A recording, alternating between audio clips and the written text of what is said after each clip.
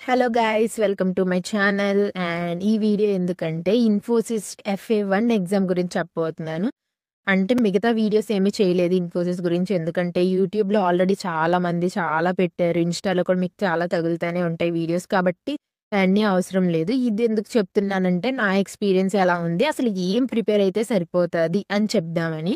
And మీకొక మంచి clarity అనేది వచ్చిద్ది. ఈ వీడియో మాత్రం సేవ్ చేసి పెట్టుకోండి. ఎందుకంటే FA1 ఎగ్జామ్‌కి మీకు చాలా యూజ్‌ఫుల్ అవుతది. ఎగ్జామ్ ముందైనా సరే అసలు ఏం ప్రిపేర్ అవ్వాలి అని చెప్పి. అయితే ఫస్ట్ మనకి జావా ట్రైనింగ్‌లో 2 కోర్సెస్ నేర్పిస్తారు. ఒకటి జావా, ఇంకొకటి డీఎస్ఏ. జావాలో ఏంటంటే మనకి ఫండమెంటల్ ప్రోగ్రామింగ్ మీద ఒక క్వెషన్ వచ్చిద్ది. ఇంకొకటి ఊప్స్ మీద వస్తది.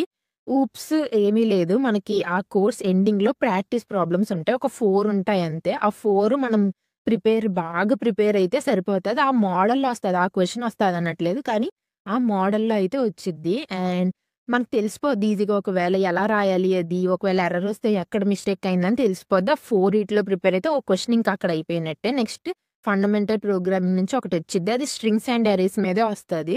ఇంకా ఆ ఎగ్జామ్ టైం కల్లా మీకు వాట్సాప్‌లో పీడిఎఫ్స్ అయి వస్తా ఉంటాయి. అంటే ఏం ఇంపార్టెంట్ క్వెషన్స్ అని కాదు. ఎవరో ఒకళ్ళు గూగుల్‌లో డౌన్‌లోడ్ చేసి అలా పెడతా ఉంటారు. మనం ఎందుకంటే అది జస్ట్ ప్రాక్టీస్‌కి ఒకవేళ డిఫరెంట్ టైప్స్, ఒకవేళ డిఫరెంట్ మోడల్స్ వస్తే మనం ఎలా ప్రాక్టీస్ చేస్తాము అనేది తెలుస్తది మనకి. ఈ ప్రాక్టీస్ అయితే మీకు స్ట్రింగ్స్ అండ్ అరేస్‌ని ఎలా చేయాలి ఏంటని తెలుస్తది. ఎగ్జామ్‌లోది కూడా అంత కష్టంగా అయితే ఉండదు. పర్లేదు నార్మల్ లెవెల్‌లో ఉండిద్ది. మనం రాయగలిగేలా ఉండిద్ది. ఇంకొకటి డీఎస్ఏ. ఇంక ఈ పేరింటేనే అయ్యో! డీఎస్ఏ ఎలాగా అని అనుకుంటాము. బట్ అక్కడ అంత కష్టంగా అయితే ఇవ్వరు. ఓన్లీ అంటే డీఎస్ఏ మీద చాలా టాపిక్సే చెప్తారు. కానీ మనకి ఎగ్జామ్‌లో వచ్చేది మాత్రం స్టాక్ అండ్ క్యూ ఈ 2 టాపిక్స్ మీద నుంచే వస్తాయి. సో, మనం ఆ 2 బాగా ప్రిపేర్ అయితే సరిపోతది. దాని మీద కూడా కొన్ని ప్రాబ్లమ్స్ ఇలా చేసుకుంటే చాలు. ముందు మనం బేసిక్స్ మొత్తం అన్నీ బేసిక్స్ నేర్చుకున్నాకే మీరు ప్రాక్టీస్ ప్రాబ్లమ్‌కెళ్ళండి. లేకపోతే డైరెక్ట్‌గా ఎళ్లి మనం ఏదోటి ప్రాక్టీస్ చేసేద్దాం, చాట్‌జీపీటీలో నొక్కేసి అది నేర్చుకుందాం అంటే అవ్వదు. ఫస్ట్ మీరు ప్రాక్టీస్ చేయండి. తర్వాత మీకింకా రాకపోతే చాట్‌జీపీటీలో చూసి నేర్చుకొని ఫస్ట్ కాన్సెప్ట్ నేర్చుకోండి సరిపోద్ది. అంటే ఇప్పుడు ఇన్ఫోసిస్‌కి రాకముందు, ఎగ్జామ్‌కి రాయకముందు మనం వీడియోస్ చూస్తాం యూట్యూబ్‌లో.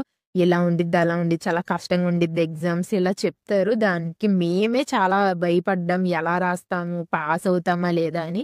మీరస్సలు కంగారు పడకండి. ఎందుకంటే నేను చెప్తున్నా మీరు క్లాసెస్ బాగా ఇంటే చాలు. రోజు సాయంత్రం దాకా క్లాస్‌లోనే ఉండి, రోజు ప్రిపేర్ అయిపోయి అంత అవసరం లేదు. క్లాసెస్ బాగా ఇని అసైన్‌మెంట్స్ రాసుకోండి. ఎగ్జామ్‌కి ఒక 5 డేస్ ముందు ప్రాక్టీస్ చేయండి చాలు. మీరు కొట్టేస్తారు. అండ్ ఇంకోటేంటంటే ఆబ్జెక్టివ్ గురించి. ఆబ్జెక్టివ్ క్వెషన్స్ ఎలా ఉంటాయంటే, మరీ హై లెవెల్‌లో ఉండవు. ఇప్పుడు యూట్యూబ్‌లో కొంతమంది చెప్తున్నారు ఏంటంటే, మీరన్నీ పెట్టొద్దు నెగెటివ్ మార్కింగ్ ఇది, అది అని చెప్పి.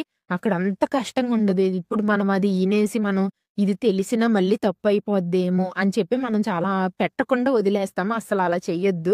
మీకిది తెలుసు, ఇది వచ్చు అంటే ఇంక ఖచ్చితంగా పెట్టేయండి.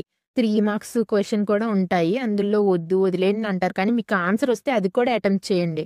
నేనైతే ఒక 2 క్వెషన్స్ తప్ప అన్నీ అటెంప్ట్ చేసేసాను. అండ్ కొంచెం మంచి రిజల్టే వచ్చింది. నెగెటివ్ మార్కింగ్ వచ్చేవాళ్ళు నెగెటివ్ మార్కింగ్ వస్తదని భయపడతా ఉండేవాళ్ళు ఎక్కువ పెట్టలేదు. వాళ్ళకి కొంచెం తక్కువగా మార్క్స్ వచ్చాయి. సో, మీరు భయపడకండి. అంత హై లెవెల్‌లో అయితే ఉండదు. మీరు చేసేలాగే ఉంటది. సో, జస్ట్ మీరు ఇంక పెట్టేయండి. మీ నాలెడ్జ్ ఇంకా ఆ బేసిక్స్, కాన్సెప్ట్స్ నేర్చుకోండి చాలు. ప్రాక్టీస్ చేయండి అయిపోద్ది. అంత స్ట్రెస్ పడవసరం లేదు. భయపడవసరంలా. ఇన్ఫోసిస్ ట్రైనింగ్ చాలా కష్టంగా ఉండిద్దని విన్నాను. ఇలాంటియేమి అవసరంలా. చాలా చెప్తారు. నాన్ సీఎస్ బ్యాక్‌గ్రౌండ్ వాళ్ళైనా సరే ఈజీగా నేర్చుకునేలాగా ప్రతీది పాయింట్ టు పాయింట్ ఎక్స్‌ప్లెయిన్ చేస్తారు. ఇక్కడ మనకొచ్చే ఎడ్యుకేటర్ బట్టి ఉండిద్ది. మాకు వచ్చే ఎడ్యుకేటర్ మాత్రం చాలా బాగా ఎక్స్‌ప్లెయిన్ చేశారు. సో, అంతే. ఈ వీడియో మీకు యూజ్ అవుద్దనుకుంటున్నాను. కొంచెం ఫాలో చేయండి, సబ్స్క్రైబ్ చేయండి, లైక్ చేయండి. లైక్ చేయడం మాత్రం మర్చిపోకండి. అండ్ సేవ్ చేసి పెట్టుకోండి. పక్కా యూజ్ అవుతది.